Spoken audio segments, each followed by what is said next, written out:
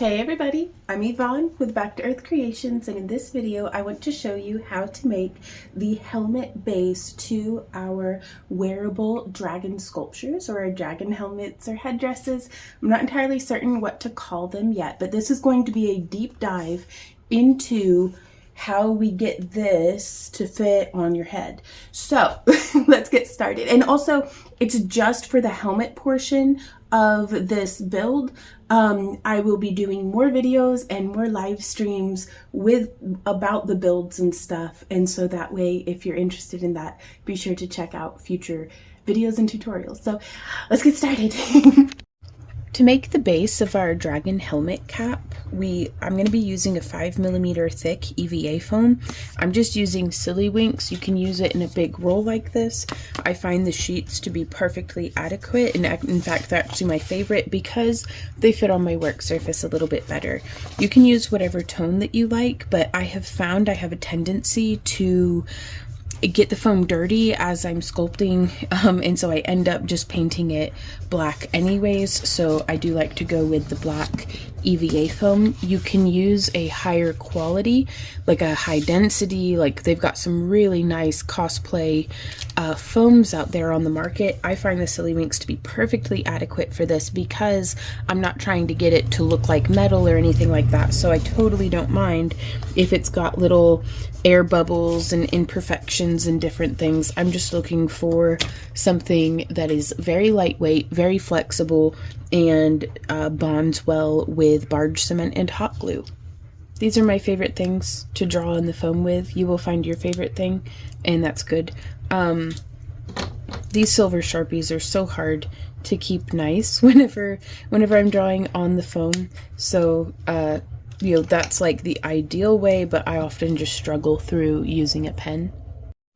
For the sake of visibility, I'm going to be using our tan EVA foam, and I think that'll be just fine.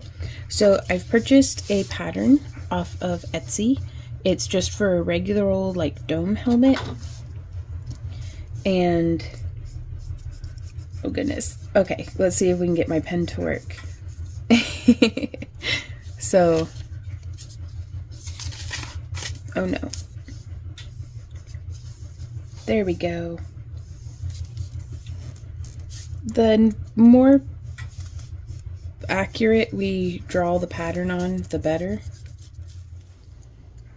So I've drawn out the 4 pieces of the dome, and I'm just using the width of a ruler to come through, and I'm using the full width of my sheet. So this is about 12 inches of foam. It's a 12 by 17 or 18 sheet, but I've found that these dimensions work really well for me, and I'm coming 2 inches in from this bottom edge over here, and I'm just going to trace a straight line, and then I want to come 2 inches from the tip. Wait, yes.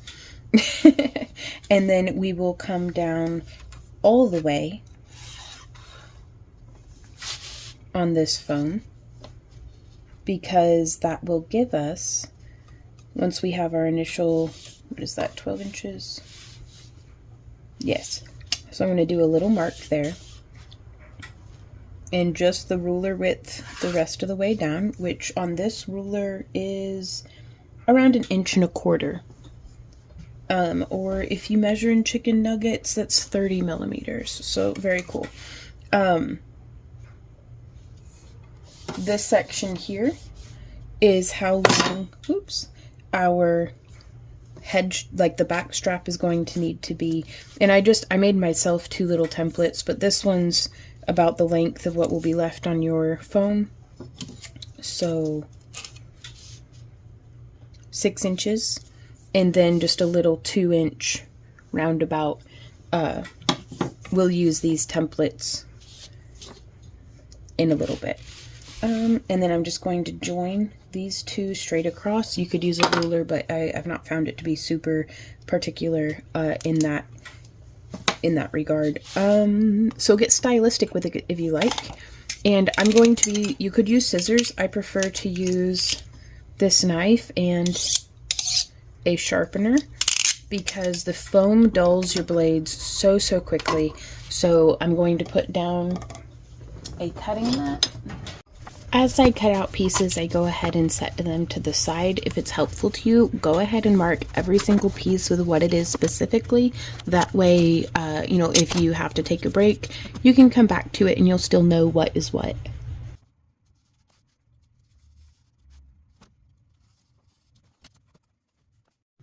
One last step before we move on to the barge cement stage of this, and that is I want to go ahead and prep. This is, I call it the forehead strap, and you'll see in a little bit why.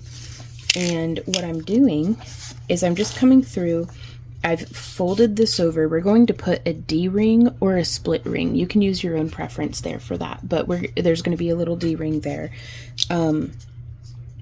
And I just want to line up, and I'm carving in just enough. You can see I didn't cut through all the way before unfolding it and just marking that down. And then I'm going to fold this one in just to get everything lined up. And then I'm going to put this piece on top of there, more or less as our stencil. Do our little guide cut. And then there it is.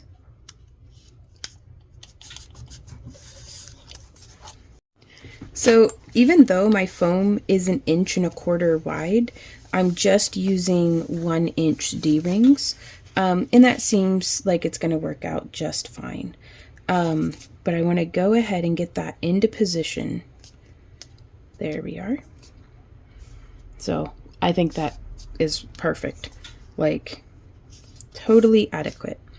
And I'm going to position these on both sides. If you're very particular, you'll want to measure and make sure that, you know, your straps are the same length coming from this center point down to the side. But I think that's perfectly, again, perfectly adequate. It's just the more we avoid imbalances, the more comfortable this is going to be on our head. And while I personally am unable, especially once I get to sculpting, to make sure that it's like perfectly balanced, just effort every step of the way really adds up. So there we are. And if you can visualize, we're going to have barge cement. We're skipping about 1/4 inch in each direction on either side of the D-ring. But then that barge cement, as soon as those are making contact again. So we're going to be barge cementing all that together. So everywhere that the foam is touching is going to be cemented. And then with these guys, what we're going to do is we're going to apply the barge cement. Less is more. You want even coverage, but you don't want it to be glooped on there.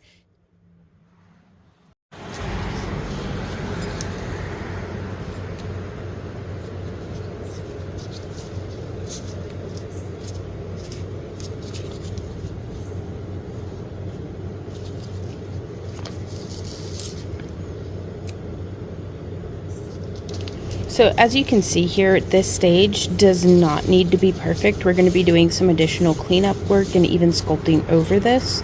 So it doesn't need to be perfect, but it is going to hold together really well for us.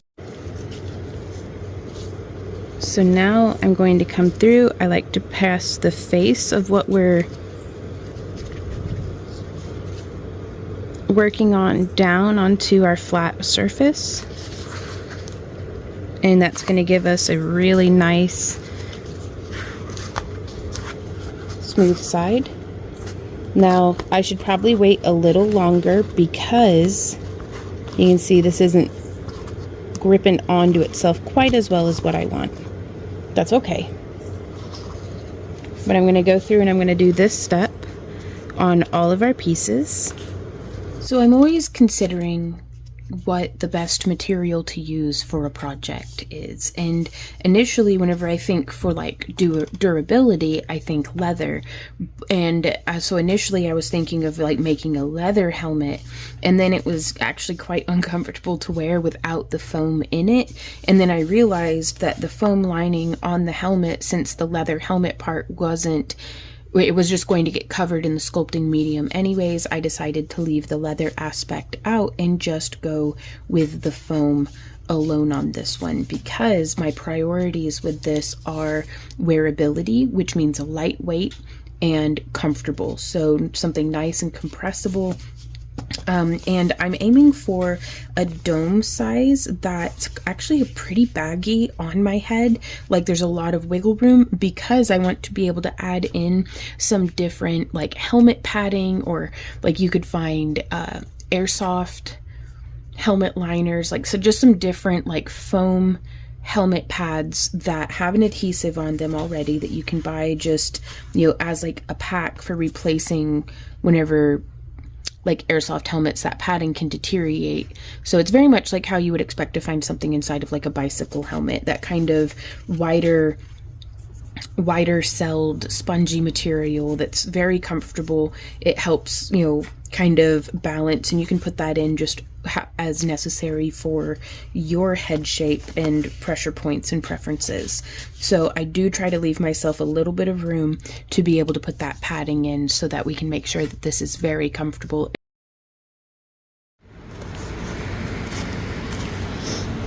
And then from here we can line up that center line.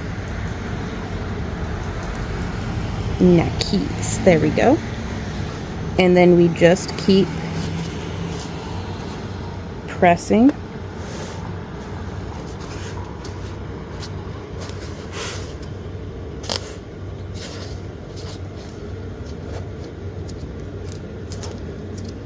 Letting the adhesive do its thing. And then we'll come right here, pressing again, and bringing that around. I realize it's in shadow right now, but we're just doing that same thing that we were doing, but with it pressed.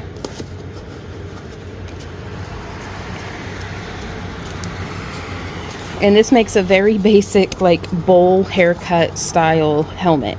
And this is perfect because we're going to take this and draw on it next.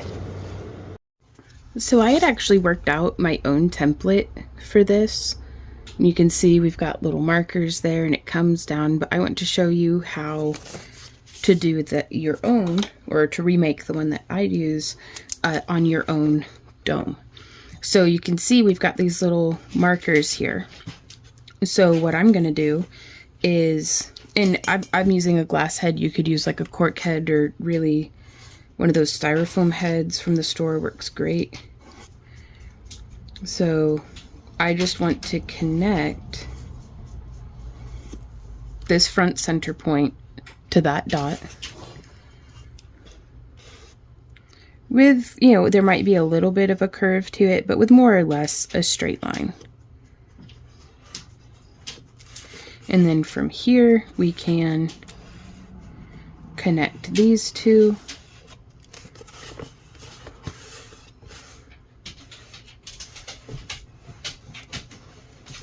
There we go. And so this creates that template. And I just want it to travel, because this is going to be the front. Now is the time also to decide how low into your field of vision do you want your dragon mask to be. With the way that I like to wear mine, I like to have it pretty low into my field of vision, but you may have this come farther back too and have it just sit, you know, here, you know, instead. So it just something to keep in mind. Try it on, see what you like, see what you don't like. And then from here, how did I do this? Okay.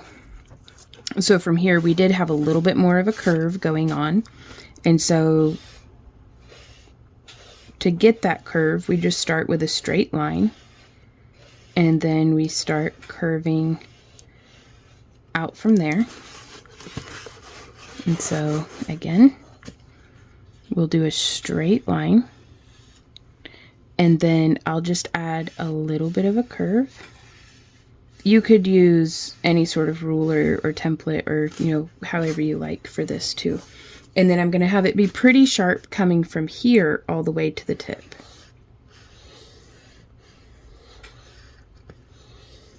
And this is for being around the ear hole. Like, let's see, let's do this side and then we'll be able to.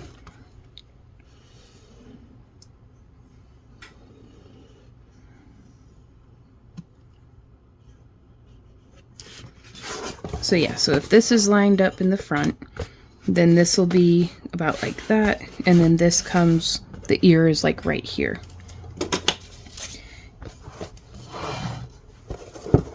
And so this is a great opportunity to just use scissors as well. Now I like to make templates for things. That way next time I want to make it, I don't have to use all of this excess foam. I can just make like how I liked. I keep my templates in page protectors inside of a 3-ring binder, kind of, you know, organized by this is something that gets worn on the head, this is something that gets worn on the arm, this is something that gets worn on the leg, or, you know, these are my corset patterns. So you'll find your way. You know, I found my favorite way, you'll find yours. But that's the important part. It's not doing it right, it's just finding which way works best for you. And so, but we can trace these pieces that we're cutting off. Like now that we've trimmed this away, we could take this part apart and lay it out and trace it and make a template. But I like to give myself room to evolve too. So you don't, you know, if I make it from scratch every time, it lets me implement what I've learned from previous renditions, and it can kind of just evolve and mutate into whatever it's going to become. Now, I don't mind using scissors here because I'm going to be sculpting over this edge and I'm not super worried about it, but you can kind of see with the scissors it can leave little frayed bits and uneven edges that don't necessarily adhere well when we're using the barge cement. And so that's when something that affects how I make the decision between using a like a box cutter versus scissors. So now the next step is to mark out the areas that we're going to want this back strap glued to. So I want this area right here left open. So I'm doing a little line there.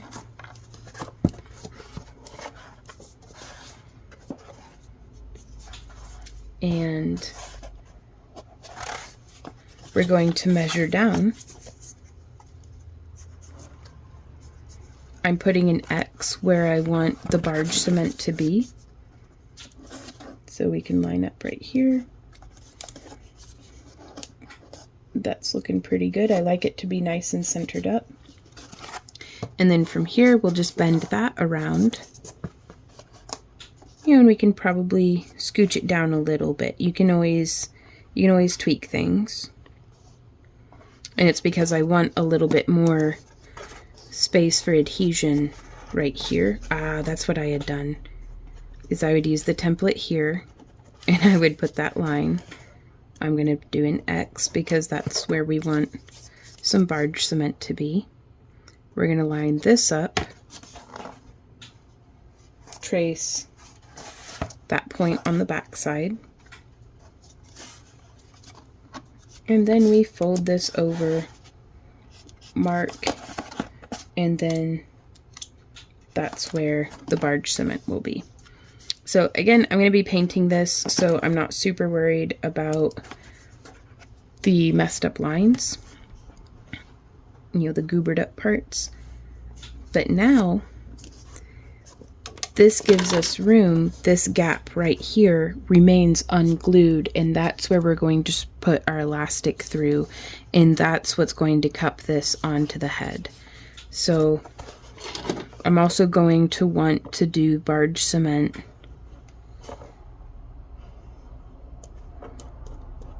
around in this area, but we'll go take a look at that outside. So next step. Another thing that affects my decision-making process about like why I'm having one side be up against, be sandwich as opposed to the other is I prefer the smooth, no seams. So I'm going to put the barge cement on the side that has the seam, and then we're going to be lining it up and just laying it down this way. And I'm gonna actually, since I don't have a pen out here, I'm just gonna mark with my thumbnail that that's where I want to do the barge cement too, on this side, and then bringing that on down. There we go. And so, time to apply barge cement. I'm gonna do this long piece first. Thwomp and thwomp.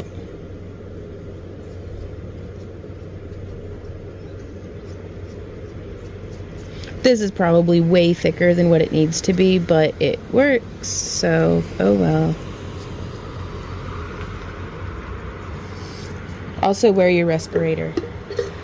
Normally I would, but I'm shooting a tutorial, so I'm just holding my breath a bunch, except for when I'm talking.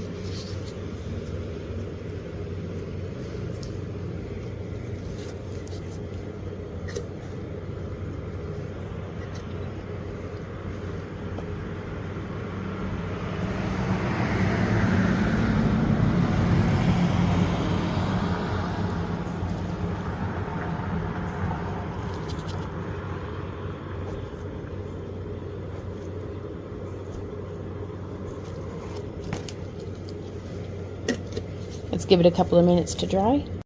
I've reached the end of my patience. Whether it's ready or not, I'm ready.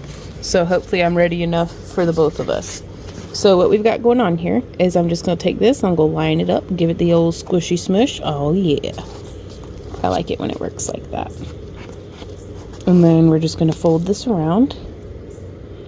And I'm going to go like that. And squish, squish. And then I like to take this weight and just set it on there like that. And normally I'm doing like a bunch of these. Like I'll do like 10 helmet caps. That way I can just go. And that way, it uses the same number of gloves, whether I'm, suited up and doing 1 or suited up and doing 10. So normally I'd have that on there until I'm ready to do the next stage, which is, I forgot to do the barge on this part, y'all. Uh-oh. That's no bueno. All right. Let's see. Let's see if we can get back in here. I'm just doing a little bit. Not the end of the world. It's not max efficiency, but it doesn't have to be. You can do everything that I have done here with hot glue. Like if you're crafting along with a little one, or you just don't want to fool about with the chemicals, you can do it with hot glue. It just adds a little bit of bulk, but we'll be sculpting over that anyhow. All right, time to be patient some more. Okay, I've yet again reached the extent of what my patience will do. And now we're gonna try to line this up like so. And I just like to line up one side, just lining up the front edges, really getting that point lined up as best I can, and then giving that a squish, and then coming around on this side. Oh goodness. Well, normally that works a little better. So I'm gonna see if I can't really kind of force this along, because this does a little bit of additional forehead shaping too. There we go. We got a little bit of a weird pucker there. That'll be all right. So there we go. And you may be able to see how that brings a little bit of a pucker, but it just, whenever we do the elastic through here and through the back, it really helps hold it on to the noggin. So from here, you can kind of glue whatever you want onto here. I love personally like thrifting, seeing if I can find old, like out of production Halloween decorations and different things, just whatever. You never know what you might come by that's going to make a good headdress. Now, regardless of what you're choosing to do to this, I love adding these adjustable elastic straps. All the tools materials that I'm using will be linked down in the video description below. And I'm just going to use 2 safety pins. Now also with these straps, these are like for wigs. So they actually give you some of these that you can sew in, these little like combs. And so you could incorporate that into your helmet as well. I just hoard them. So I'm going to set that off to the side. Now for the sake of pinning, I do the rough edge on the outside, but whenever I hand sew these, I just bring it around and have that rough edge concealed on the inside. And I'll show you how we sew that up in a different tutorial probably. It's a basic whip stitch, and also I'm so guilty of this. Sometimes I'll forget to replace the safety pins, and it's like I've really got to make sure that I hand sew it. But the reason why I don't hand sew it right off the bat is because I don't want the elastic getting all messed up from like paint and adhesives and who knows what else. So I'm just sliding this through the little gap that we've made. Then we're going to come around here to this side and we're going to feed the elastic through right onto that D-ring. Now you could add other attachment points. We had done on one of our dragon heads that had like a cape attachment. We'd actually made it to where there was like a little tab like this, but here and here, and that way we had something that something else could clip on, or it actually ended up coming through and clipping onto here. So this is how that looks. Boom, is done. But yeah, so this is how that's looking. So you could take, this is one of the dinosaur dragon crazy bones. It did have like a little light up thing in there, but we unscrewed all the screws and cut the white up box out. That way it would fit like here. Is something that you can do. I think this one would look super cool because it's nice and wide. They've got like dinosaur masks in the kids toy section that are great. You could take those apart. They've actually got some that move, but you can put whatever you want up here. And the crazy bones plastic hot glues really, really well. Like the hot glue binds to it really nicely. One of my favorites to use is the little ram skull. And again, you can see I unscrewed the screws. I actually come through with just some flush cutters and trim off like wear eye protection, but woo! I just come through and trim off those long chambers that the screws would be going down into. And then we can position this like so and just hot glue it directly to the base. Now whenever I do that, I like to put a piece of foam, like the 5mm foam, to cover up this base area here. But yeah, so that'll look pretty cool. And just as a point of reference, the bottom of the orbital bone here and here, I try to have lined up with, you know, you can use the little reference marks to try to make things be nice and centered. Alrighty, so I have it super zoomed out so that hopefully I stay in frame. The way that the horns are with the crazy bone skulls is they just lock right into place like that, which I think is just awesome. But I oftentimes will go through and touch in with just a little bit of hot glue, just because it doesn't have that back brace to hold it on. And I will oftentimes use little bits of the 5mm EVA foam to fill gaps, like how I'll show you here in a moment. And so if you're using these horns, because I do have some tutorials where I sculpt and shape my own ram horns, like let me see if I can find one. Here's one that I need to build the tip out a little better, but you can kind of visualize with me that I'll use the base, but I might make some horns using like EVA foam, like just ram horns or something, or if you want a different style of horn. And so from here, what I would do is you can sand this down, and I would just like kind of hot glue everything into position. And that's the step that I'm going to show you, because from there, like if you join in with any of our dragon sculpting live streams or other tutorials, I wanted to give an in-depth video on how to get to this stage, because oftentimes that's what I've prepped off camera.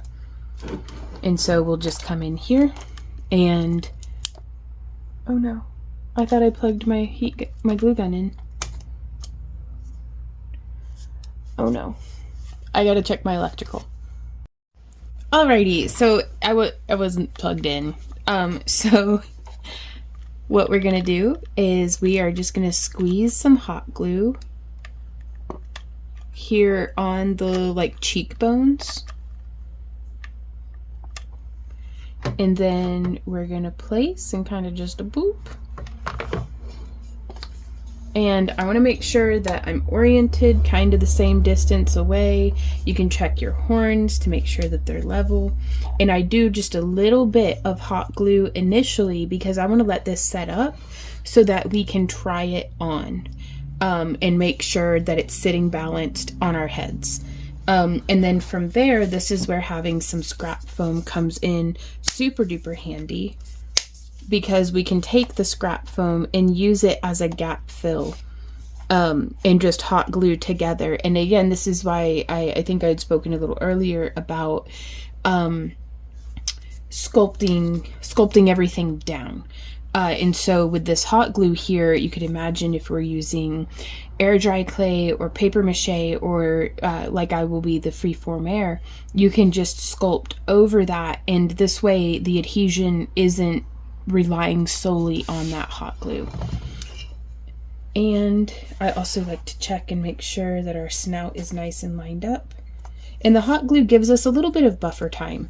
Whenever we put it on, we can kind of squish and poke and move things around a little bit, just however is necessary. One of my favorite things to use for this forehead gap here, whenever we're sculpting everything down, do you see how there's that gap? I like to use my old sponges.